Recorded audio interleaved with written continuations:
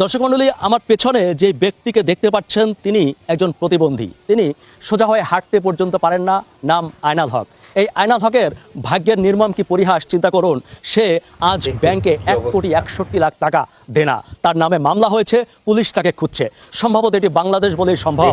এমন একজন প্রতিবন্ধী ব্যক্তি কিভাবে 1,61,00,000 টাকার দেনা হয় এবং পুলিশ তাকে খোঁজে। চলুন বিস্তারিত আয়নাল হকের কাছ থেকে শুনি। কেমন আছেন? জি আলহামদুলিল্লাহ ভালো আছে। আচ্ছা, কি হয়েছে বলুন তো আপনার সাথে? অবশ্যই জানাবেন। আমার সাথে চিটের বাটপারি করা হয়েছে। মানে আমি এক এনজিওতে আমাদের ডেকে নিয়েছিল, পরে তারা বলছে যে তোমাদের প্রতিবন্ধী ভাতা দেওয়া হবে, তো আসো তোমরা তোমাদের কাজ করো। তো আমরা 3-4 বার গেছি, তা 3-4 বার যাওয়ার পরে আমাদের বলে যে ভোটার আইডি কার্ড ছবি দাও, তো দিচ্ছি। তারপরে আমাদের সাথে তাদের যোগাযোগ নেই। কিন্তু পরবর্তীতে 15 বছর পরে শুনি যে আমাদের নামে মামলা হয়েছে এবি ব্যাংক থেকে। এবি ব্যাংকে দাবি করতেছে 1,61,00,000 টাকা। আচ্ছা, আপনি 1,61,00,000 টাকা লোন নিয়েছেন, সেটা বলতে চাচ্ছে ব্যাংক কর্তৃপক্ষ। জি সেটা। আচ্ছা, আপনি কি কখনো ওই ব্যাংক থেকে লোন নিয়েছেন? জি না, আমি কখনো ওই ব্যাংকে চিনি না। আমি